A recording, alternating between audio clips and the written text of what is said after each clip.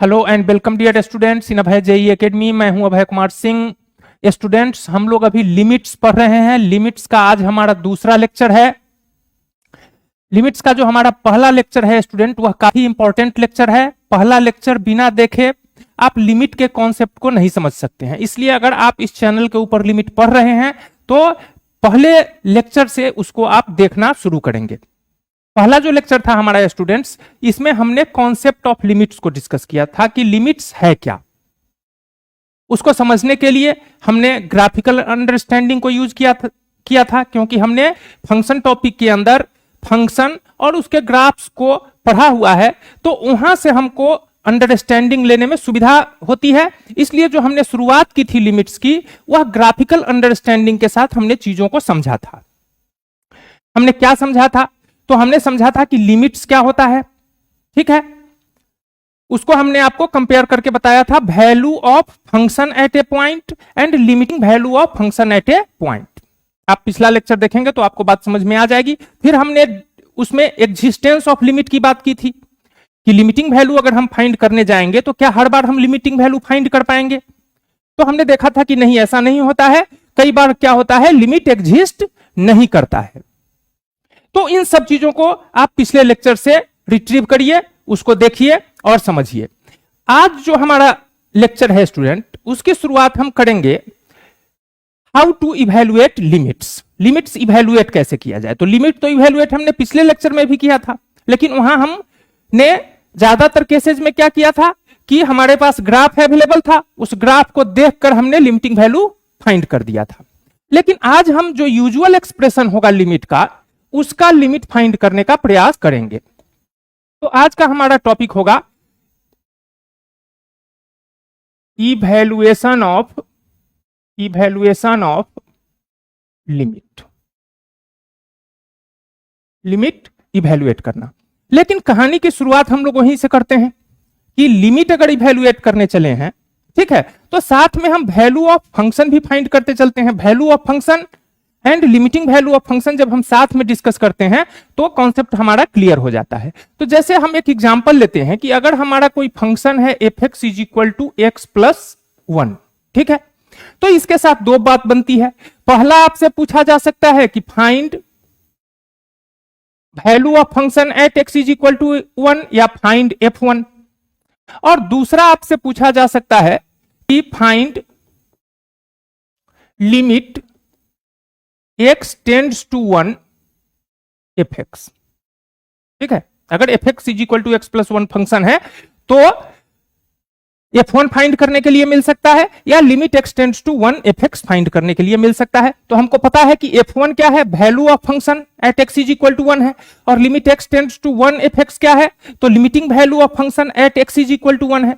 तो अगर हमको वैल्यू ऑफ फंक्शन फाइंड करना होता है, मींस अगर हमको वैल्यू ऑफ फंक्शन फाइंड करना है, f1 फाइंड करना है, तो हम क्या करते हैं, हमारे पास जो फंक्शन दिया हुआ है fx, उसको लिखते हैं और उसमें x की जगह 1 पुट कर देंगे। तो 1 पुट कर देंगे तो यहां 1 + 1 बनेगा 2। तो यह जो हो गया हमारा, यह वैल्यू ऑफ फंक्शन हो गया। 2 क्या हो गया, value of function at x = 1। लेकिन अगर हमें limit x tends to 1 fx find करना है तो हमें क्या करना होगा? यहां पर तो ग्राफ दिया हुआ नहीं है, ठीक है, और ग्राफ नहीं दिया हुआ है तो हम हर बार क्या ग्राफ बनाकर ही उसका लिमिटिंग वैल्यू फाइंड कर लेंगे? ऐसा भी नहीं है। तो हम एक यूजुअल मेथड सीखेंगे कि अगर हमको limit x tends to 1 fx evaluate करना है तो हम किस तरह से करेंगे। तो पिछला जो लेक्चर था उसमें हमने आपके साथ डिस्कस किया था कि limit x tends to 1 fx अगर आपको फाइंड करना है तो सबसे पहले यह फाइंड तब कर सकते हैं आप जब limit x tends to 1 - fx means left hand limit का वैल्यू और limit x tends to 1 + fx यानी राइट हैंड लिमिट का वैल्यू दोनों इक्वल आए। दोनों इक्वल आए तभी लिमिट एग्जिस्ट करेगा और तब आप limit x tends to 1 fx का वैल्यू फाइंड कर पाएंगे। तो अभी हम वही अप्रोच यूज करते हैं ताकि हमको थोड़ा सा left hand limit right hand limit calculate करते आ जाए। तो अगर हमको फाइंड करना है limit x tends to 1 fx, ठीक है, मींस और एफ एक्स हमारा क्या है, तो एफ एक्स हमारा है एक्स प्लस वन। मीन्स हमको कैलकुलेट करना है limit x tends to one x plus one, यह कैलकुलेट करना है एक्चुअली। ठीक है, यह हमको कैलकुलेट करना है। तो इसको कैलकुलेट करने के लिए हमको क्या करना होगा, एलएचएल निकालना होगा। एलएचएल निकालने जाएंगे अगर हम, तो एलएचएल हमारा क्या होगा, तो एलएचएल होगा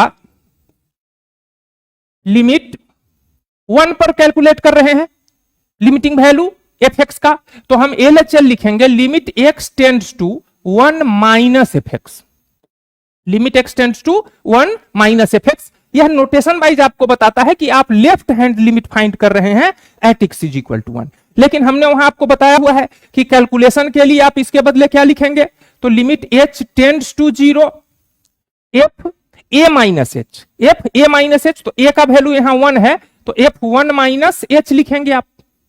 ठीक है, limit h tends to zero f one minus h क्या हो जाएगा, तो एफ एक्स आपका, एफ एक्स अगर आपका क्या है एक्स प्लस वन है, तो एफ वन माइनस एच अगर आप कैलकुलेट करने जाएंगे तो यहां एक्स की जगह वन माइनस एच रखेंगे, तो यहां भी आपको एक्स की जगह वन माइनस एच रखना होगा, यानी यह हो जाएगा one minus H plus one. ठीक है, अब यहां पर आप लिमिटिंग वैल्यू रख सकते हैं। आप अब एच की जगह जीरो रख दीजिए, लिमिट, तो अब एच की जगह अगर आप जीरो रख देंगे,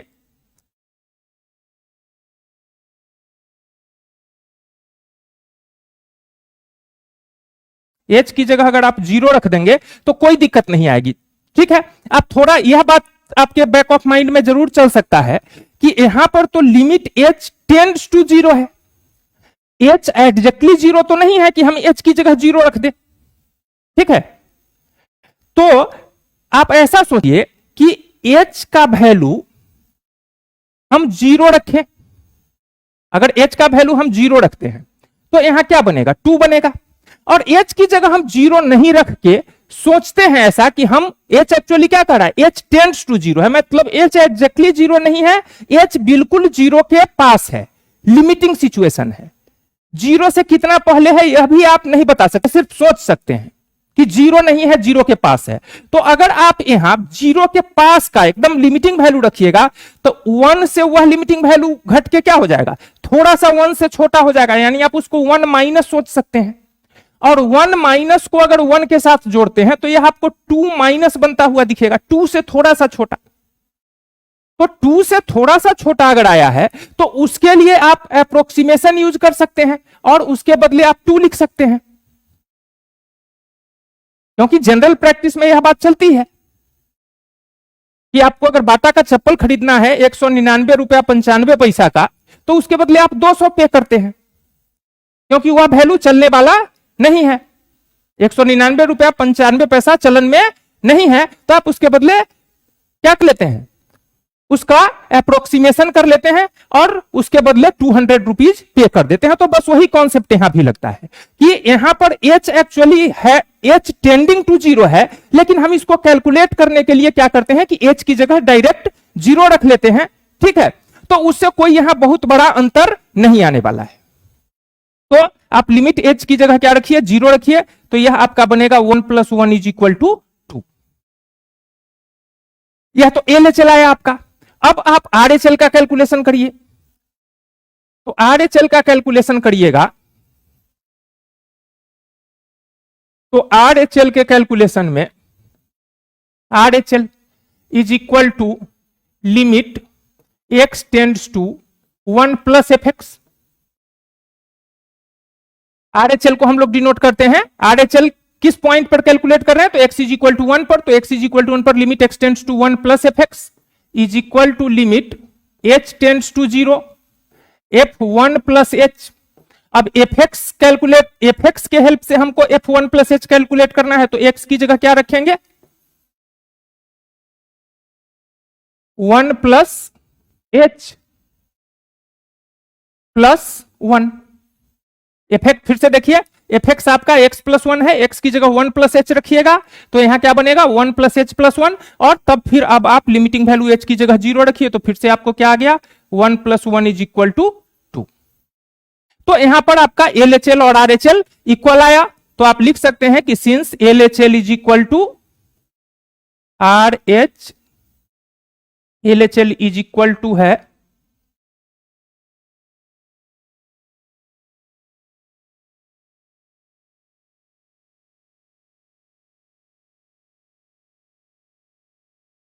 since LHL is equal to RHL is equal to 2, therefore limit x tends to 1 fx is equal to क्या आंसर आ गया आपका 2 आ गया। तो इस तरह से हम लोग लिमिट कैलकुलेट करेंगे। वैल्यू ऑफ फंक्शन अगर कैलकुलेट करेंगे तो सीधा x की जगह जो पॉइंट दिया गया है, जैसे x इज इक्वल टू 1 पर वैल्यू ऑफ फंक्शन कैलकुलेट करना है तो हम सीधा fx में x को 1 से रिप्लेस कर देंगे। लेकिन limit x tends to 1 fx अगर निकालना है, ठीक है, तो आपको पता है कि x इज इक्वल टू 1 के जस्ट पहले या जस्ट बाद वाले पॉइंट पर आपको fx का वैल्यू निकालना है, ठीक है। तो यहां पर हमने जस्ट पहले वाले पॉइंट पर fx का वैल्यू निकाला, यहां हमने जस्ट बाद वाले पॉइंट पर fx का वैल्यू निकाला। चूंकि दोनों वैल्यू इक्वल आया है तो हम कहेंगे कि यहां लिमिट एग्जिस्ट करता है और limit x tends to 1 fx का वैल्यू क्या होगा 2 होगा। और भी फंक्शन लेकर देखते हैं, जैसे कि if fx is equal to greatest integer x, ठीक है, यह क्या है fx is equal to greatest integer function है। fx is equal to greatest integer x, find f2 and limit x tends to 2 fx, ठीक है। दोनों बात फाइंड करना है कि value of function at x is equal to 2 भी find करना है और limiting value of fx at x is equal to 2 भी फाइंड करना है। तो हम लोग पहले के साथ शुरुआत करते हैं। We have fx is equal to greatest integer x है, तो अगर f2 फाइंड हमको करना है तो x की जगह 2 रखेंगे, तो x की जगह 2 रखेंगे तो यहां क्या बनेगा ग्रेटेस्ट इंटीजर 2। अब आपको पता है कि greatest integer function integral value पर सेम रिजल्ट देता है, तो ग्रेटेस्ट इंटीजर 2 का इंटीग्रल वैल्यू क्या हो जाएगा 2 हो जाएगा। तो f2 का वैल्यू आपको आ गया 2। अब निकालना है limit x tends to 2 fx। Now limit x tends to 2 fx। हम इस टॉपिक के अंदर कैलकुलेट सिर्फ लिमिटिंग वैल्यू ही करेंगे, मतलब हम जब चैप्टर बनाने चलेंगे, वर्कशीट बनाने चलेंगे, तो वहां पर हमको सिर्फ इस तरह का प्रॉब्लम ही मिलेगा। लेकिन चूंकि हमने लिमिटिंग वैल्यू ऑफ फंक्शन को वैल्यू ऑफ फंक्शन के साथ डिस्कस किया हुआ है, तो हम थोड़ा समझने के लिए हर केस में वैल्यू ऑफ फंक्शन भी ले रहे हैं और लिमिटिंग वैल्यू ऑफ फंक्शन भी ले रहे हैं। तो अगर हमको limit x tends to 2 fx निकालना है तो हमको क्या करना होगा, हमको LHL निकालना होगा।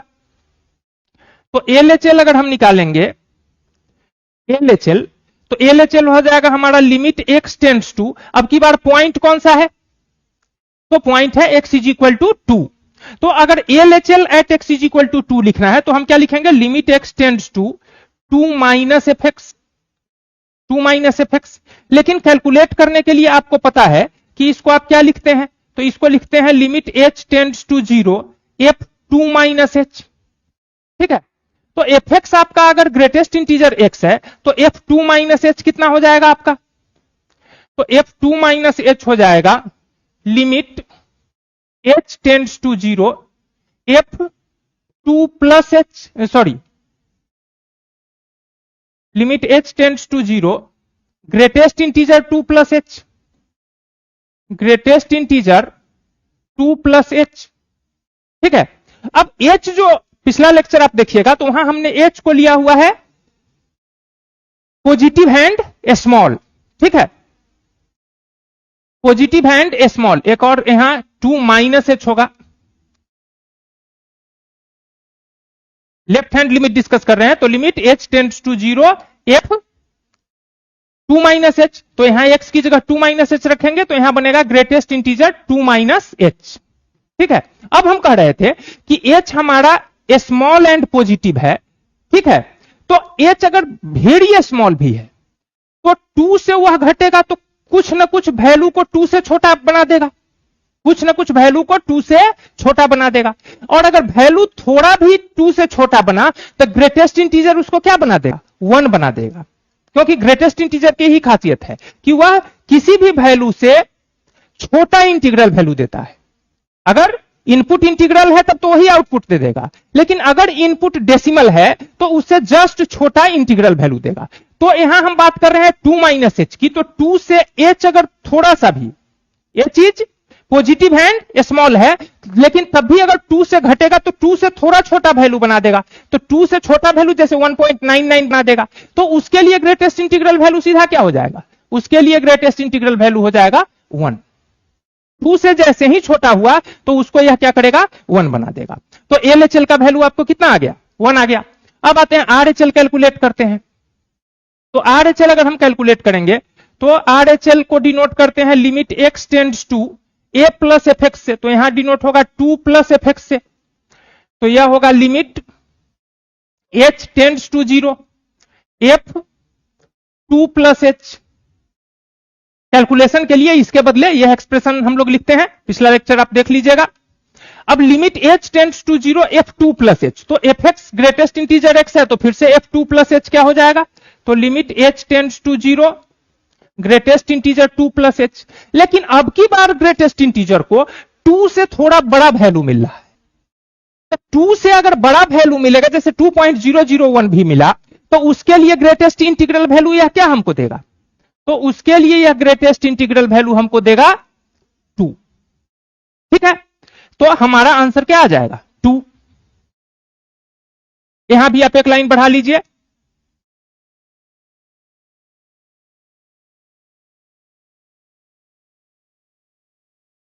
लिमिट h टेंड्स टू 0, यह 2 बन गया। अब लिमिटिंग वैल्यू रखिएगा तो बनेगा 2। ठीक है, मतलब यह पहले ही 2 बन गया। ग्रेटेस्ट इंटीजर के कारण अभी हमने लिमिटिंग वैल्यू नहीं रखा है, लेकिन पहले ही 2 से अगर h घटा तो 2 को थोड़ा छोटा बनाया, वैल्यू को 2 से थोड़ा छोटा बनाया, तो उसके लिए ग्रेटेस्ट इंटीग्रल वैल्यू हो गया, उसके लिए ग्रेटेस्ट इंटीग्रल वैल्यू हो गया 1, उसके लिए ग्रेटेस्ट इंटीग्रल वैल्यू हो गया 1। और रिजल्ट आपको, अब अगर आप यहां लिमिटिंग वैल्यू डालेंगे तो यहां h का टर्म नहीं है तो उसका कोई इफेक्ट नहीं होगा, आपको आंसर क्या आ जाएगा, सीधा 1। तो आप यहां देख पा रहे हैं कि आपका LHL 1 आ रहा है, जबकि RHL क्या आ रहा है, 2 आ रहा है। तो आप क्या आंसर करेंगे कि since LHL not equal to RHL, therefore limit x tends to 2fx does not exist। ठीक है, तो आप देख पा रहे हैं कि किस तरह से हम लोग लिमिटिंग वैल्यू इवैल्यूएट कर रहे हैं। आइए और भी एग्जांपल लेते हैं। आज के लेक्चर में सबसे पहले हमको अगर लिमिटिंग वैल्यू इवैल्यूएट करना है, ठीक है, तो उसके लिए आपको पता है कि लिमिट तभी एग्जिस्ट करता है जब LHL और RHL का इक्वल वैल्यू आए। तो कोई भी फंक्शन अगर दिया है उसका लिमिटिंग वैल्यू निकालना है, तो पहले हम LHL निकाल रहे हैं, फिर RHL निकाल रहे हैं। दोनों इक्वल आया तो लिमिटिंग वैल्यू हम आंसर में लिखेंगे, और दोनों अगर इक्वल नहीं आया तो limiting value does not exist answer देते हैं। तो आज हम सिर्फ LHL और RHL से रिलेटेड डिस्कशन कर रहे हैं ताकि हमको LHL RHL कैलकुलेट करते आ जाए। फिर हम लोग और भी इसमें बात करने वाले हैं, वहां पर आएंगे। आइए एक और एग्जांपल हम लोग देखते हैं। यहां कह रहा है limit x tends to 0 cot inverse greatest integer cos x, cot inverse greatest integer cos x। 4 option दिया हुआ है, कह रहा है कि क्या आंसर होगा यह बताइए। तो अब यह थोड़ा बड़ा फंक्शन आ गया। ठीक है, हमने क्यों आपसे आज इस मेथड से लिमिट इवैल्यूएट करने को बोला था, वह यहां आपको समझ में आएगा। पिछला जो लेक्चर था वहां हमने लिमिट्स को समझने के साथ लिमिट इवैल्यूएट भी हम ग्राफ को देखकर कर पा रहे थे। ठीक है, लेकिन आज हमने कहा कि हर बार हम ग्राफ बनाकर ही उसका लिमिटिंग वैल्यू फाइंड करें, यह तो जरूरी नहीं है। तो उसका कारण यह है कि कुछ आपको ऐसे फंक्शन का कंपोजिशन मिलेगा जिसका ग्राफ बनाते ही आपको नहीं आएगा। ठीक है, आप ग्राफ बनाते हैं मेनली बेसिक फंक्शंस का, और उसमें थोड़ा बहुत ट्रांसफॉर्म करके आप ग्राफ बना सकते हैं, लेकिन कुछ फंक्शंस आपको ऐसे होंगे जिसका ग्राफ आप नहीं बना सकते हैं। तो वहां यह जो मेथड आज हम लोग डिस्कस कर रहे हैं, इसी के हेल्प से हम लोग लिमिट इवैल्यूएट करते हैं। तो हम लोग शुरुआत करते हैं। हमको कहा limit x tends to 0 cot inverse cos x। तो हम सबसे पहले LHL निकालते हैं। तो LHL अगर निकालेंगे, अब यहां fx आप देख लीजिए क्या है। fx आपका क्या है? तो fx आपका है कॉट इनवर्स कॉस x, और यह जो आपको डब्बा दिख रहा है यह ग्रेटेस्ट इंटीजर है। तो LHL अगर हम कैलकुलेट करेंगे, x टेंड्स टू 0 है, तो LHL में हो जाएगा limit x tends to 0 minus fx। हमको कैलकुलेट करना है limit x tends to 0 fx, लेकिन limit x tends to 0 fx हम तब फाइंड करेंगे जब हमारा LHL और RHL इक्वल आएगा। तो पहले हम LHL निकालते हैं। तो limit x tends to 0 minus fx is equal to limit h tends to 0 f 0 minus h is equal to limit h tends to 0 f 0 minus h। अब यहां देखिए, तो यह हो जाएगा cot inverse cos 0 minus h, cot inverse cos 0 minus h, यह आ गया। अब यह डब्बा आपको पता है ग्रेटेस्ट इंटीजर का है, तो कॉस का क्या वैल्यू यहां होगा? सबसे पहले तो हमको यह समझना है कि कॉस 0 माइनस h का वैल्यू होगा क्या।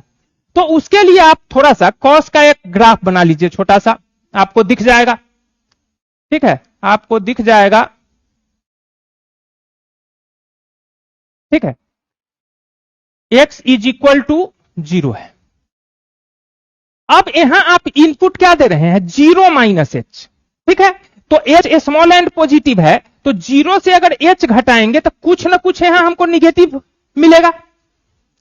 0 माइनस h का वैल्यू यहां ग्राफ से आपको दिख रहा है कि यह exactly x is equal to 0 है, लेकिन यहां हम इनपुट दे रहे हैं क्या? 0 माइनस h, 0 से कुछ पॉजिटिव क्वांटिटी घटा दे रहे हैं, तो वह 0 के पहले आ जाएगा। तो 0 माइनस h अगर इनपुट देंगे तो यहां कॉस हमको एग्जैक्टली 1 ना देकर 1 से कुछ ना कुछ छोटा आउटपुट देगा। यानी इनपुट अगर हम 0 माइनस h दे रहे हैं तो आउटपुट हमको क्या मिलेगा? तो 1 माइनस मिलेगा। ठीक है, किसका वैल्यू? कॉस 0 माइनस h का। x का वैल्यू हम रख रहे हैं 0 माइनस h, तो कॉस x का वैल्यू हमको क्या मिलेगा? 1 से थोड़ा सा छोटा। यहां ग्राफ से आप देख रहे हैं कि एग्जैक्टली हाइट कॉस 0 का वैल्यू यहां है 1, लेकिन 0 से जैसे ही छोटा हुए तो हाइट इसका 1 से थोड़ा सा छोटा हो गया। मतलब कॉस 0 माइनस h का जो वैल्यू होगा यह 1 से कुछ ना कुछ छोटा होगा। Limit h tends to 0 cot inverse, यहां हम 1 माइनस लिख सकते हैं। अगर इनपुट 0 रहता, कॉस 0 रहता, तब तो 1 आता, लेकिन कॉस 0 माइनस h है, तो आउटपुट 1 माइनस मिलेगा। ठीक है, 1 के बिल्कुल पास होगा, लेकिन 1 से कुछ ना कुछ तो छोटा हो जाएगा। और 1 से कुछ भी अगर छोटा हो गया यहां, तो limit h tends to 0 cot inverse greatest integer इस 1 माइनस को क्या बना देगा? 0 बना देगा। ठीक है, तो आ गया लिमिट कॉट इनवर्स 0। ठीक है, अब कॉट इनवर्स 0 कितना होगा? तो इसके लिए आप याद कीजिए, अगर आपको इनवर्स में याद नहीं है तो सीधा याद कीजिए कि कॉट 0 कब होता था? तो कॉट पाई बाई 2 बराबर होता था 0, इसलिए कॉट इनवर्स 0 क्या हो जाएगा? पाई बाई 2 हो जाएगा। तो यहां आपका आ जाएगा, यहां आपको आ गया limit h tends to 0 pi by 2। अब यह तो कांस्टेंट वैल्यू है, तो रिजल्ट आपको क्या आएगा? पाई बाई 2। मींस LHL आपका आया पाई बाई 2। इसी तरह से, ठीक है, RHL कैलकुलेट कीजिए। वहां देखिए क्या आ रहा है आपको। तो RHL अगर आप कैलकुलेट करेंगे,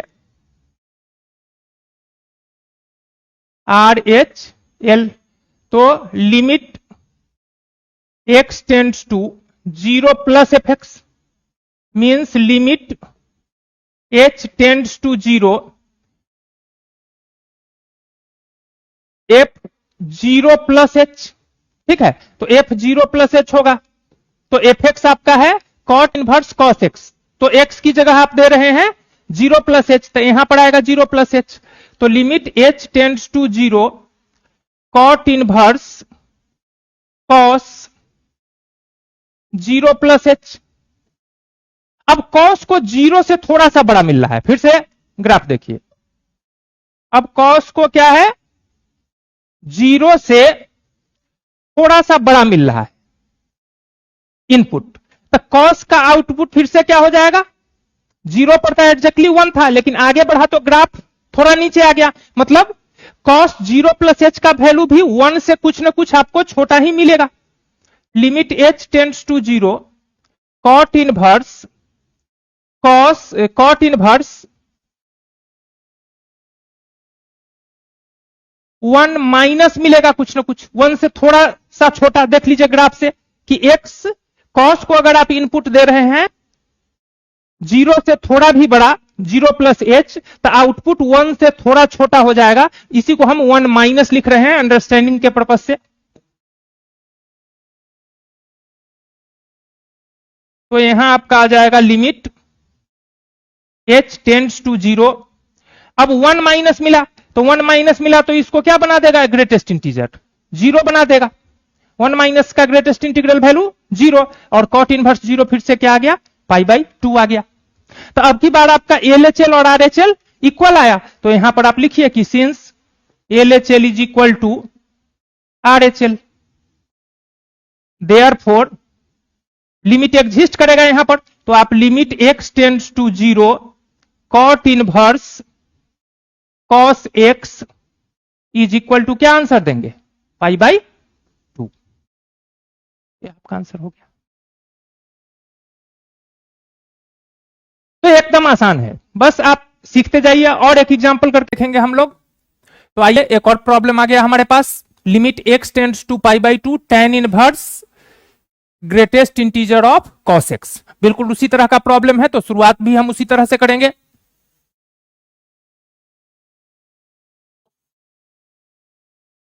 LHL के साथ शुरुआत करते हैं, तो LHL हमारा हो जाएगा limit x tends to pi by 2 minus f x, यहां a का वैल्यू पाई बाई 2 है, पिछले क्वेश्चन में a का वैल्यू क्या था 0 था, is equal to limit h tends to 0 f pi by 2 minus h is equal to limit h tends to 0 tan inverse cos pi by 2 minus h। अब देखना पड़ेगा कि पाई बाई 2 माइनस एच पर cos का क्या value बनता है। ठीक है, तो एक बार फिर से हम cos का ग्राफ बना लेते हैं, तो cos का graph minus pi by 2 0 pi by 2 पाई, तो यहां अब की बार ग्राफ हमको देखना है x is equal to pi by 2 के आसपास, पाई बाई 2 के पहले और पाई बाई 2 के बाद। तो exactly x is equal to pi by 2 पर ग्राफ एक्स एक्सिस को काट रहा है, मतलब ग्राफ का हाइट 0 है, तो एग्जैक्टली अगर cos को पाई बाई 2 देते हैं तब तो वह 0 बनाता है, लेकिन cos को अभी हम क्या दे रहे हैं पाई बाई 2 से थोड़ा छोटा, तो पाई बाई 2 से थोड़ा छोटा भी इनपुट अगर देंगे तो ग्राफ एक्स एक्सिस के ऊपर होगा, मींस cos का वैल्यू 0 से कुछ बड़ा होगा, और अगर cos का वैल्यू 0 से कुछ बड़ा होगा तो ग्रेटेस्ट इंटीजर उसको क्या बना देगा 0। ग्रेटेस्ट इंटीजर 0 और 1 के बीच जो वैल्यू है उसको क्या बनाता है 0 बनाता है, 0.2 हो तब भी 0, 0.5 हो तब भी 0, तो यहां आ जाएगा limit h tends to 0 tan inverse direct हम 0 लिखते हैं क्योंकि हमने समझ लिया है कि अगर input pi by 2 minus H देंगे तो cos का वैल्यू 0 से थोड़ा बनेगा, तो ग्रेटेस्ट इंटीजर उसको क्या बना देगा 0 बना देगा, और tan इनवर्स 0 का वैल्यू 0 होता है, तो लिमिट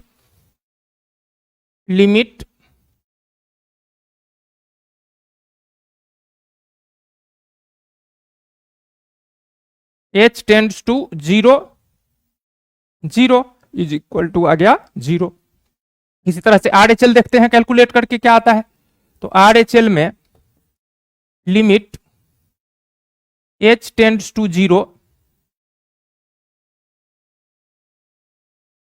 लिमिट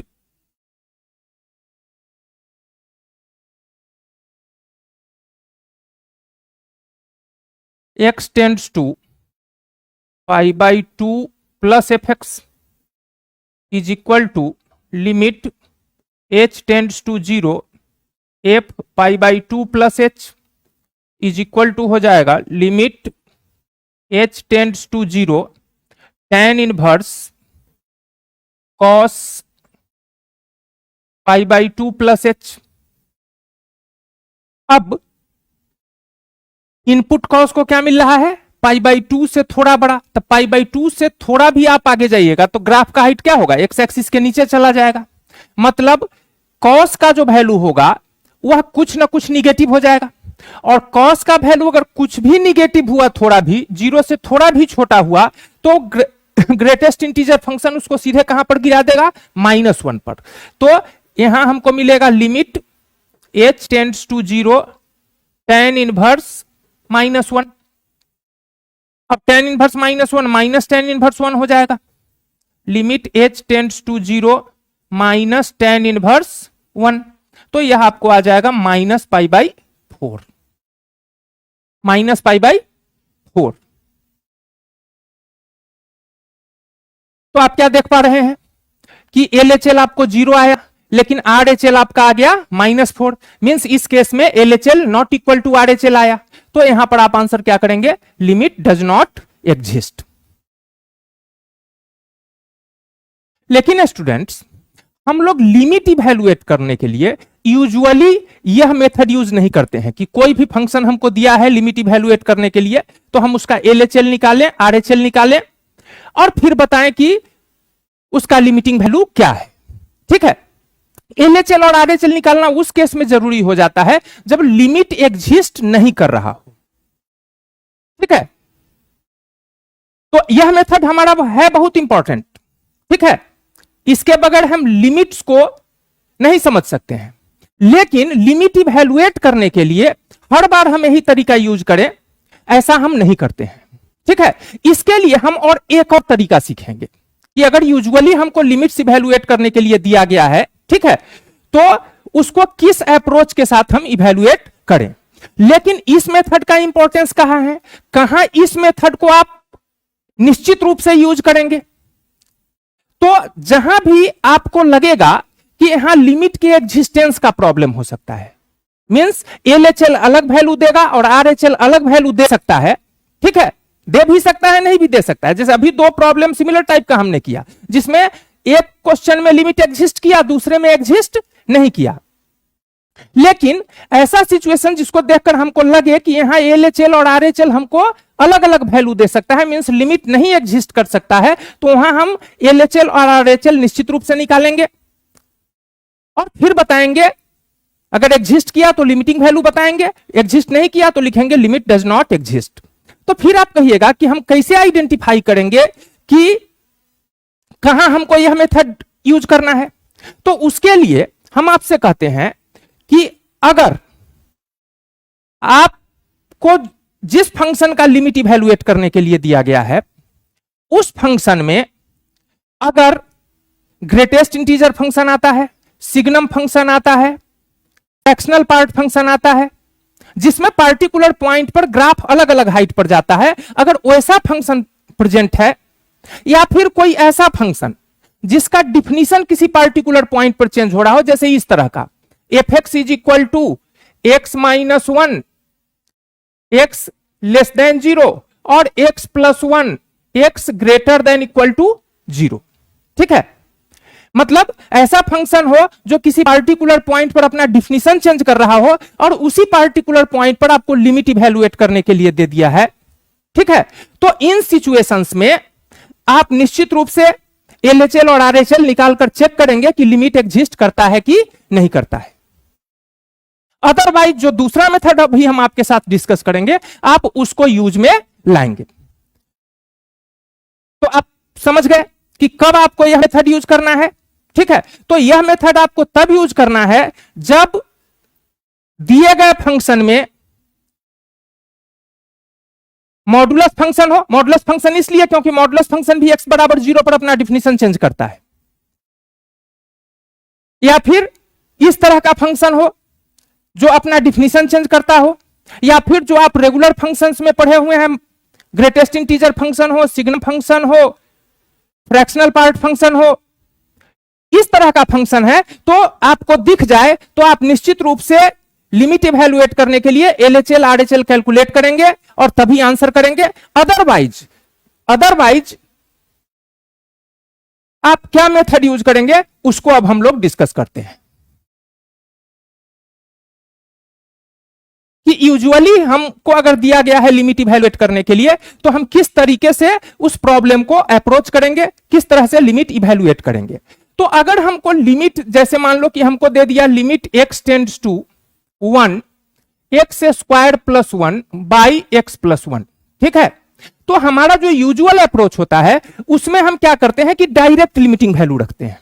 ठीक है, उसमें हम क्या करते हैं, डायरेक्ट लिमिटिंग वैल्यू रखते हैं। एक और ले लेते हैं, limit x tends to 1 x square minus 1 by x minus 1,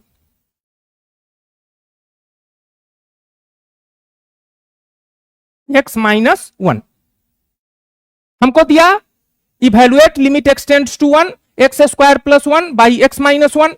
तो हम इसमें क्या करेंगे, डायरेक्ट लिमिटिंग वैल्यू रखेंगे, x की जगह 1, और इसको कैलकुलेट करेंगे 1 स्क्वायर प्लस 1 बाई 1 प्लस 1, यानी 2/2 इज इक्वल टू आ गया 1।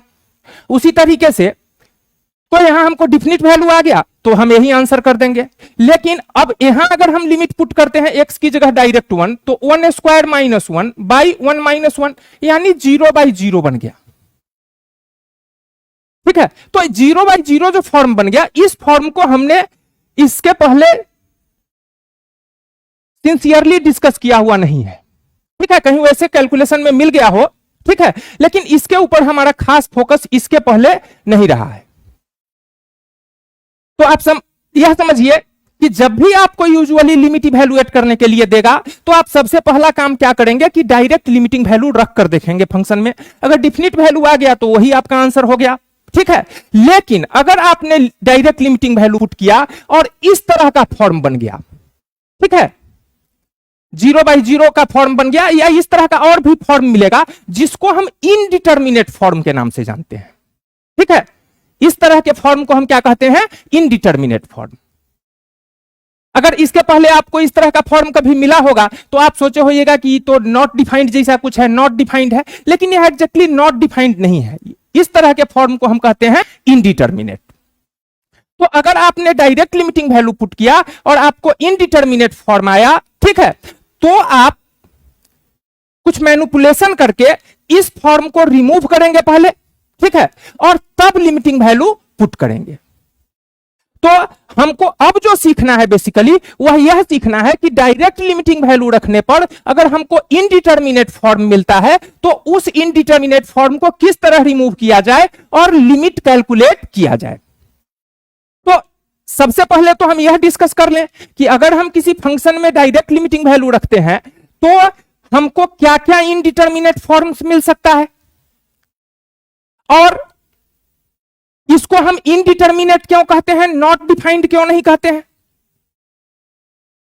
तो आइए यहां पर इनडिटर्मिनेट फॉर्म्स। इनडिटर्मिनेट फॉर्म्स आपको कोई लिमिट इवैल्यूएट करने के लिए दिया गया है और आप जब उसमें डायरेक्ट लिमिटिंग वैल्यू रखिएगा, ठीक है, तो आपको इस तरह का फॉर्म मिलेगा। ठीक है, 0/0 मिल सकता है, इंफिनिटी बाय इंफिनिटी मिल सकता है, 0 इंटू इंफिनिटी मिल सकता है, इंफिनिटी माइनस इंफिनिटी मिल सकता है, इंफिनिटी टू द पावर 0 मिल सकता है, 0 टू द पावर 0 मिल सकता है, 1 टू द पावर इंफिनिटी मिल सकता है। तो इन फॉर्म्स को हम कहते हैं इनडिटर्मिनेट फॉर्म। ठीक है, तो आप कहिएगा कि इसको नॉट डिफाइंड क्यों नहीं कहते हैं। तो नॉट डिफाइंड में और इस इनडिटर्मिनेट में लॉजिकल अंतर होता है। ठीक है, तो हम समझ लेते हैं सबसे पहले यह चीज कि इसको हम इनडिटर्मिनेट क्यों कहते हैं, नॉट डिफाइंड क्यों नहीं कहते हैं। इसके लिए हम लोग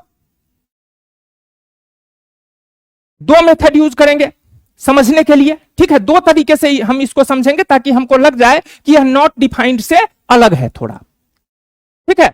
नॉट डिफाइंड का कोई वैल्यू नहीं होता है, जबकि इनडिटर्मिनेट से आप वैल्यू, इनडिटर्मिनेट फॉर्म अगर आपको आ गया है लिमिट्स में, अगर आप लिमिटिंग वैल्यू पुट करते हैं, आपको नॉट डिफाइंड आ गया, ठीक है, तब तो आप कुछ नहीं कर सकते हैं। लेकिन अगर आपको इनडिटर्मिनेट फॉर्म आया है तो इस फॉर्म को आप रिमूव करके लिमिटिंग वैल्यू कैलकुलेट कर सकते हैं। तो सबसे पहले हम समझते हैं कि नॉट डिफाइंड और इनडिटर्मिनेट में बेसिक अंतर है क्या, ठीक है। तो नॉट डिफाइंड कहते हैं कब, जब आपका डिनोमिनेटर जीरो हो जाता है। डिनोमिनेटर जीरो हो जाता है तो आप कहते हैं कि यह नॉट डिफाइंड हो गया। लेकिन 0/0 अगर है तो इसको आप कह रहे हैं कि यह इनडिटर्मिनेट है। तो सबसे पहले आप सोचिए कि आप नॉट डिफाइंड को किस तरह से समझते हैं। नॉट डिफाइंड को आप किस तरह से समझते हैं? तो नॉट डिफाइंड जैसे डिनोमिनेटर जीरो हो गया, तो हम इसको अगर ऑब्जर्व करना चाहें कि हमको 1 है अगर सिर्फ दिया हुआ, ठीक है। अब इसका डिनोमिनेटर अभी क्या है, 1 है, तो वैल्यू 1 है। लेकिन डिनोमिनेटर हमको 0 होता है तो हम कहते हैं कि नॉट डिफाइंड है। तो हम इसको 0 की तरफ थोड़ा ले जाते हैं, 1/0.1 कर देते हैं, यानी 1 से डिनोमिनेटर को क्या कर रहे हैं, पहले वैल्यू 1 था, अब हम इसके डिनोमिनेटर को 0 की तरफ ले जाना शुरू करते हैं, तो वैल्यू 10 हो गया। और छोटा कीजिए तो वैल्यू 100 हो गया, और छोटा कीजिए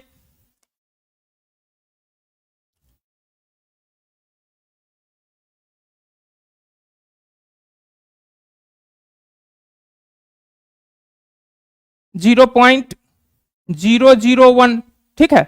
तो ये वैल्यू 1000 हो गया, ठीक है। 1/0.0001 तो वैल्यू 10,000 हो गया। तो आप क्या देख पा रहे हैं कि अगर कोई नंबर है, जब हम उसके डिनोमिनेटर को छोटा करना शुरू करते हैं, मतलब 0 की तरफ ले जाना शुरू करते हैं, तो उसका वैल्यू क्या है, बढ़ना शुरू हो जाता है। तो हम सोचते हैं कि जब इसका डिनोमिनेटर 0 होने को होगा तो वैल्यू इतना बड़ा हो जाएगा जिसको हम फाइंड नहीं कर पाएंगे, ठीक है। क्या वैल्यू होगा हमको पता नहीं चल पाएगा। तो यह हो गया नॉट डिफाइंड, ठीक है। तो अगर नॉट डिफाइंड आया है तो वह नॉट डिफाइंड ही लिखा जाएगा, उसके बदले हम कुछ नहीं लिख सकते। लेकिन इस फॉर्म में देखिए, अगर 0/0 आया है, ठीक है, तो अब यहां आप क्या सोच सकते हैं कि इसका न्यूमरेटर 0 है। तो आप जनरल जब प्रॉब्लम सॉल्व करते हैं, कहीं आपको 0/2 आ गया तो आप क्या लिखते हैं, 0 लिख देते हैं, यानी न्यूमरेटर 0 हो गया तो वैल्यू आप 0 लिखते हैं। तो 0/0 का फॉर्म अगर आया है जिसमें न्यूमरेटर 0 है, तो आप सोचिएगा कि इसका वैल्यू 0 हो सकता है। लेकिन आप जानते हैं कि अगर डिनोमिनेटर 0 है तो वैल्यू नॉट डिफाइंड हो गया, ठीक है। तो आप इसका वैल्यू नॉट डिफाइंड भी सोच सकते हैं, जो लॉजिकली करेक्ट है कि डिनोमिनेटर 0 होने पर वैल्यू नॉट डिफाइंड हो जाता है। इसी तरह से आप यह भी सोच सकते हैं कि किसी भी इंटीजर को उसी से डिवाइड करें या किसी भी रियल नंबर को उसी से डिवाइड करें तो वैल्यू 1 होता है। तो इसका वैल्यू आप 1 भी सोच सकते हैं, लॉजिकली आपको लगेगा कि इसका वैल्यू 1 भी हो सकता है। तो इसमें देखिए क्या अंतर आया। इसमें तो आपको एक ही लॉजिक काम कर रहा है कि डिनोमिनेटर जब घटते घटते 0 होने को होगा तो वैल्यू इसका बहुत बड़ा हो जाएगा, जिसको हम फाइंड नहीं कर पाएंगे। लेकिन यहां आपको क्या लग रहा है, यहां लग रहा है कि वैल्यू 0 भी हो सकता है, वैल्यू इंफिनिटी भी हो सकता है, वैल्यू 1 भी हो सकता है। तो आप यहां डिटरमाइन नहीं कर पा रहे हैं कि हम इसका आंसर 0 लिखें कि इंफिनिटी लिखें कि 1 लिखें, इसलिए इसको कहते हैं इनडिटर्मिनेट फॉर्म, ठीक है। तो वैसा सिचुएशन जिसमें आपको लॉजिकली मोर देन 1 आंसर आता हुआ, logically more than 1 correct answer आता हुआ दिखे, उस फॉर्म को हम कहते हैं इनडिटर्मिनेट फॉर्म। जैसे इसमें आप देखिए 0/0 का तो हमने डिस्कशन आपके साथ कर दिया, ठीक है, कि लॉजिकली जो हम पीछे पढ़ते हैं उसी लॉजिक को अगर यूज कर रहे हैं तो हमको मोर देन 1 आंसर आता हुआ दिखाई दे रहा है। इन्फिनिटी बाय इन्फिनिटी को अगर देखिएगा तो यहां भी आपके साथ वही होगा कि आप जानते हैं कि अगर न्यूमरेटर इंफिनिटी हो गया, इंफिनिटी डिवाइडेड बाई 2, तो क्या होगा? इंफिनिटी ही होगा। लेकिन डिनोमिनेटर अगर इंफिनिटी हो जाता है तो आप वैल्यू क्या लिखते हैं? 0 लिखते हैं। डिनोमिनेटर इंफिनिटी हो गया तो वैल्यू क्या लिखते हैं? 0 लिखते हैं। तो आप लॉजिकली इसका अगर सोचिएगा न्यूमरेटर के पॉइंट ऑफ व्यू से तो इंफिनिटी आंसर बताइएगा, डिनोमिनेटर के पॉइंट ऑफ व्यू से तो 0 आंसर बताइएगा। उसी तरह से 0 इंटू इंफिनिटी, 0 से गुना करने पर 0 हो जाता है। इंफिनिटी से किसी चीज को गुना कर दीजिए तो इंफिनिटी हो जाता है। तो यहां भी लॉजिकली आप अलग अलग जा रहे हैं। इंफिनिटी माइनस इंफिनिटी, अब जब आपको इंफिनिटी का पता ही नहीं है कि इसका वैल्यू क्या है, दोनों इक्वल है कि दोनों अनइक्वल है या फिर दोनों में कितना डिफरेंस है, तो इंफिनिटी माइनस इंफिनिटी का आप आंसर दे सकते हैं, डिटरमाइन कर सकते हैं कि क्या होगा? नहीं होगा। तो इसलिए यह भी इनडिटर्मिनेट फॉर्म है। इंफिनिटी टू द पावर 0, ठीक है, तो पावर 0 है तो वैल्यू आप 1 सोच सकते हैं कि किसी भी चीज का पावर 0 होता है तो वैल्यू 1 हो जाता है। लेकिन इंफिनिटी का अगर कुछ भी पावर आपके पास आया होगा कैलकुलेशन में तो आपने आंसर क्या किया होगा? इंफिनिटी किया होगा। तो पावर देखते हैं तो वैल्यू 1 जैसे बनता हुआ दिखता है। डिनोमिनेटर देखते हैं तो वैल्यू इंफिनिटी दिखता हुआ बनता हुआ दिखता है। तो फिर यहां आप क्या आंसर दीजिएगा? 1 आंसर दीजिएगा कि इंफिनिटी आंसर दीजिएगा? वही समस्या 0 टू द पावर 0 के साथ है कि 0 का अगर हम कुछ भी पावर कर दें, 0 का पावर कर दें कुछ भी, तो आंसर हमारा 0 ही आता है। लेकिन पावर अगर किसी चीज का 0 हो जाए तो वैल्यू क्या हो जाता है? 1 हो जाता है। तो यहां भी मोर देन 1 लॉजिक काम कर रहा है। वही सेम सिचुएशन किसके साथ है? 1 टू द पावर इंफिनिटी के साथ। 1 टू द पावर इंफिनिटी के साथ कि बेस 1 है, 1 का कुछ भी पावर करो तो 1 आता है। लेकिन किसी भी चीज का पावर इंफिनिटी कर दिया जाए, ठीक है, किसी भी चीज का पावर इंफिनिटी कर दिया जाए तो वैल्यू क्या हो जाता है? इंफिनिटी हो जाता है। तो वैसा सारा फॉर्म्स जिसमें आपको लॉजिकली मोर देन 1 आंसर आता हुआ दिखे, तो वहां डिटरमाइन आप नहीं कर पाते हैं कि कौन सा आंसर सही होगा, उसको हम लोग कहते हैं इनडिटर्मिनेट फॉर्म। ठीक है,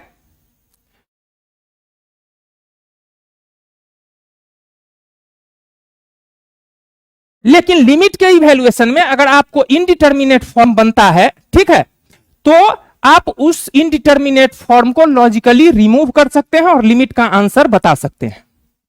ठीक है, तो आप नॉट डिफाइंड और इनडिटर्मिनेट को समझ पाए होंगे।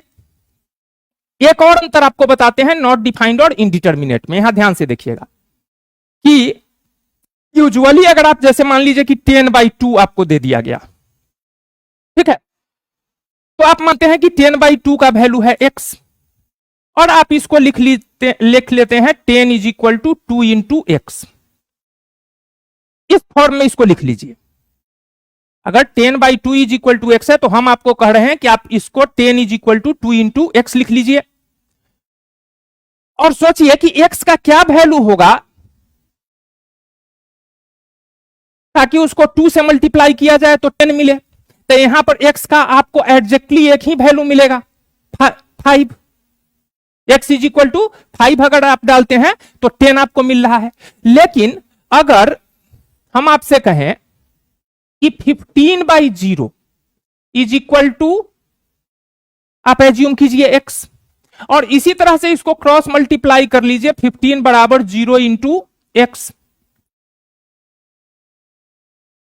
ठीक है, आप करते नहीं है ऐसा, लेकिन आप सोचने के लिए इस दोनों में नॉट डिफाइंड और इनडिटर्मिनेट में अंतर समझने के लिए हम यह डिस्कशन आपके साथ कर रहे हैं।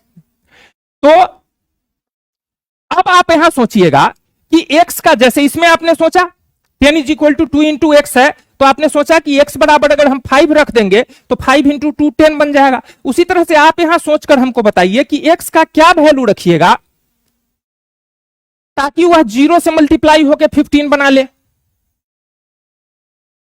तो यहां पर आप x का कुछ भी वैल्यू रखिएगा, कभी भी वह 0 से मल्टीप्लाई होकर 15 नहीं बना सकता है। मींस यहां आपको क्या दिख रहा है कि नो वैल्यू ऑफ x का कोई value, no value of x, इसलिए नॉट डिफाइंड का कोई वैल्यू नहीं होता है।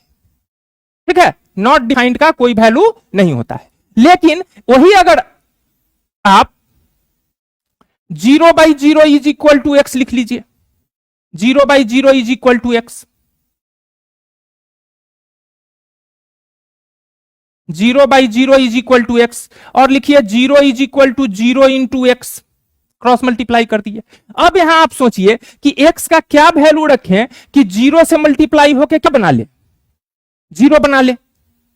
तो आपको लगेगा कि x का तो हम कोई भी वैल्यू रख सकते हैं, x का हम कोई भी वैल्यू रखें वो 0 से मल्टीप्लाई होके 0 बना लेगा। मींस x का आपको यहां क्या इनफाइनाइटली मैनी वैल्यू मिल रहा है, ठीक है। तो इनडिटर्मिनेट फॉर्म अगर आपको आता है तो वहां तो आपको वैल्यू मिलेगा, अलग अलग लिमिटिंग सिचुएशन को इवैल्यूएट करेंगे तो सेम इनडिटर्मिनेट फॉर्म हमको अलग अलग आंसर देगा। लेकिन नॉट डिफाइंड अगर आ गया है तो नॉट डिफाइंड के केस में कोई वैल्यू आप आंसर नहीं कर सकते हैं, वह नॉट डिफाइंड ही रहेगा, ठीक है। तो अभी हमारा जो डिस्कशन चल रहा है उस पर एक बार फिर से आप आइए कि हमने कहा कि यूजुअली लिमिट इवैल्यूएट करने के लिए हम लोग हर बार एलएचएल आरएचएल का डिस्कशन नहीं करेंगे, उसके लिए दूसरा तरीका सीखेंगे। दूसरा तरीका जो हम सीखेंगे उसमें हमने कहा कि अगर आपको कोई भी लिमिट इवैल्यूएट करने के लिए दिया गया है तो आप पहले क्या करें कि डायरेक्ट लिमिटिंग वैल्यू रखें, अगर आपको डिफिनिट वैल्यू आ रहा है तो वही आप आंसर कर दें। लेकिन अगर आपको डायरेक्ट लिमिटिंग वैल्यू रखने पर इस तरह का फॉर्म मिले जिसको हम इनडिटर्मिनेट फॉर्म कहते हैं, ठीक है, तो हम कुछ मैनिपुलेशन करके इस इनडिटर्मिनेट फॉर्म को हटा सकते हैं और लिमिट इवैल्यूएट कर सकते हैं। तो फिर हम आए कि जब हम डायरेक्ट लिमिटिंग वैल्यू रखेंगे, जब हम डायरेक्ट लिमिटिंग वैल्यू रखेंगे तो हमको क्या क्या इनडिटर्मिनेट फॉर्म्स मिल सकता है। तो यह 7 जो फॉर्म यहां पर लिखा हुआ है, 0/0, infinity by infinity, 0 into infinity, infinity minus infinity, infinity to the power 0, 0 to the power 0 और 1 टू द पावर इंफिनिटी, यह 7 फॉर्म है जिसको हम इनडिटर्मिनेट फॉर्म कहते हैं। और लिमिट के इवैल्यूएशन में आपको यह 7 फॉर्म अपीयर होता हुआ दिखेगा, ठीक है। तो हम क्या, तो इसमें जो हमारा अब अप्रोच होगा वह यह सीखने का होगा कि जो इनडिटर्मिनेट फॉर्म आ रहा है हमको, जैसे 0/0 आया है तो उसके कॉरेस्पॉन्डिंग क्या मैनिपुलेशन हम कर सकते हैं और लिमिट इवैल्यूएट कर सकते हैं। तो प्रत्येक के लिए हम मेथड सीखेंगे कि अगर आपको 0/0 का फॉर्म अपीयर हुआ है तो आप क्या करें, आपको 1 टू द पावर इंफिनिटी का फॉर्म अपीयर हुआ है तो उस सिचुएशन में आपको क्या करना चाहिए। लेकिन यह जो इतना फॉर्म आपको आया है इसमें से कुछ फॉर्म जो है वह आपको कॉमन है, यहां दिखने में तो अलग अलग लग रहा है लेकिन उसको अगर थोड़ा सा हम मैनिपुलेट कर दें तो वह सेम फॉर्म बना लेगा। जैसे यह जो 3 फॉर्म है, 0/0, इंफिनिटी बाय इंफिनिटी और 0/इंफिनिटी, ये तीनों बेसिकली 0/0 बनाया जा सकता है। इसलिए 0/0 को सॉल्व करने के लिए जो मेथड हम सीखेंगे उसी से हमारा यह तीनों सॉल्व हो जाएगा। तो आप कहिएगा कि कैसे ही तीनों 0/0 आपको लग रहा है, तो 0/0 तो है ही 0/0। अगर इंफिनिटी बाय इंफिनिटी है तो इसको आप क्या कर सकते हैं, इंफिनिटी बाय इंफिनिटी को इंफिनिटी इंटू 1/इंफिनिटी लिख सकते हैं, ठीक है। अब इस इंफिनिटी को 1/0 और 1/इंफिनिटी को 0, तो क्या आ गया आपका 0/0 आ गया। उसी तरह से 0 इंटू इंफिनिटी अगर है, 0 इंटू इंफिनिटी अगर है तो 0 इंटू इंफिनिटी को 1/0 लिख सकते हैं आप, तो फिर से यह क्या बना लेगा 0/0 बना लेगा। तो अगर हम एक 0/0 इनडिटर्मिनेट फॉर्म अपीयर होने पर जो मेथड यूज करेंगे वह सीख लेते हैं तो उससे हमारा यह तीनों काम हो जाए, तीनों को हम उसी मेथड से सॉल्व कर पाएंगे। थोड़ा सा सिंप्लीफाई करने में इधर उधर एडजस्ट करेंगे और उसको 0/0 बना लेंगे। लेकिन बाकी सबके लिए थोड़ा थोड़ा मेथड में डिफरेंस आएगा तो एक एक करके हम सबको सीखेंगे। लेकिन एक और बात हम आपको बता देना चाहते हैं कि इसी के जैसा दिखने वाला कुछ फॉर्म होता है जो इनडिटर्मिनेट फॉर्म नहीं होता है, ठीक है। जैसे यह zero by infinity, infinity plus infinity, infinity to the power infinity, zero to the power infinity और इंफिनिटी बाई जीरो। यह दिखने में तो उसी के जैसा है, लेकिन यह इनडिटर्मिनेट फॉर्म नहीं है, क्योंकि इसमें आपको सिचुएशन अलग अलग जगहों पर नहीं ले जा रहा है। जैसे इसमें अगर आप सोचिएगा, क्या सोच सकते हैं कि जीरो बाई इंफिनिटी है, जीरो बाई इंफिनिटी है, तो न्यूमरेटर जीरो होने पर वैल्यू जीरो हो जाता है, और डिनोमिनेटर इंफिनिटी होने पर भी वैल्यू क्या होता है, जीरो ही होता है। तो दोनों लॉजिक आपको सेम पॉइंट पर ही ले जा रहा है, इसलिए यह इनडिटर्मिनेट फॉर्म नहीं है। ठीक है, अगर हमको किसी लिमिट को इवैल्यूएट करेंगे और डायरेक्ट लिमिटिंग वैल्यू रखने पर जीरो बाई इंफिनिटी आएगा, तो हम आंसर कर देंगे जीरो। यह इनडिटर्मिनेट फॉर्म नहीं है। उसी तरह से इंफिनिटी प्लस इंफिनिटी, इंफिनिटी में इंफिनिटी जोड़ेंगे तब तो इंफिनिटी ही आएगा, infinity to the power infinity, तो पावर इंफिनिटी होने पर भी वैल्यू इंफिनिटी होता है, और अगर बेस इंफिनिटी है तब भी वैल्यू इंफिनिटी होता है। जैसे इंफिनिटी का पावर अगर 2 है तब भी इंफिनिटी, और 2 का पावर अगर इंफिनिटी है तब भी इंफिनिटी। ठीक है, यहां zero to the power infinity है, zero to the power infinity है, तो zero to the power infinity में आप सोचिए कि अगर बेस जीरो होने वाला है, तो बेस जीरो होने वाला है, तो जैसे मान लो कि हमारा नंबर है 1, इसके बेस को हम जीरो की तरफ ले जाते हैं। एक एग्जांपल से सोचते हैं कि भाई यह जो हमारा 1 है, इसको अगर हम जीरो की तरफ ले जाएंगे, ठीक है, 1 को अगर हम जीरो की तरफ ले जाएंगे तो 1/2 लिख सकते हैं। मतलब डिनोमिनेटर को हम बड़ा करते जाएंगे तो इसका जो वैल्यू है वह जीरो की तरफ जाएगा। तो अगर हम zero to the power infinity को छोड़ देते हैं, 1/2 टू द पावर इंफिनिटी को डिस्कस करके देखते हैं कि 1/2 का पावर अगर इंफिनिटी है तो क्या होगा। ठीक है,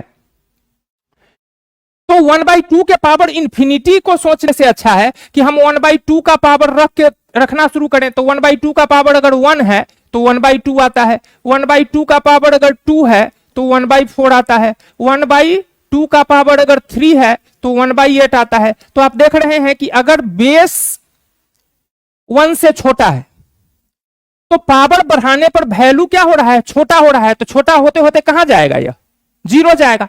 तो उसी तरीके से अगर zero to the power infinity है, मतलब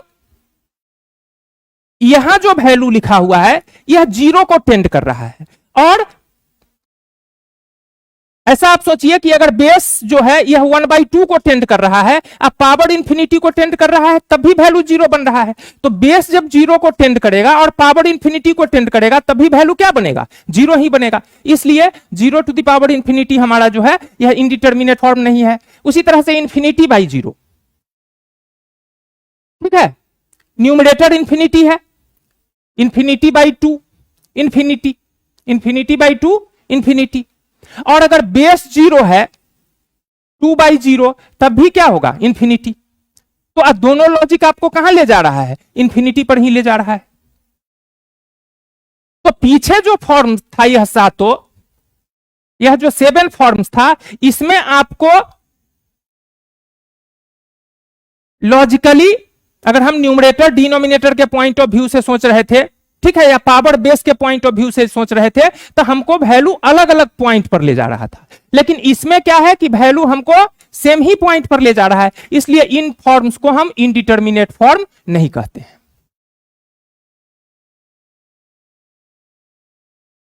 तो अभी तक स्टूडेंट्स हमने आपसे डिस्कस किया कि यूजुअली लिमिट्स इवैल्यूएट करने के लिए हम लोग को क्या करना है, तो डायरेक्ट लिमिटिंग वैल्यू रखना है। डायरेक्ट लिमिटिंग वैल्यू रखने पर अगर इनडिटर्मिनेट फॉर्म आ जाता है, ठीक है, तो पहले हमने यह सीख लिया कि कौन कौन सा फॉर्म आएगा तो हम समझेंगे कि कौन कौन सा फॉर्म आएगा तो हम समझेंगे कि इनडिटर्मिनेट फॉर्म है, और कौन कौन सा फॉर्म आएगा तो हम समझेंगे कि इनडिटर्मिनेट फॉर्म नहीं है।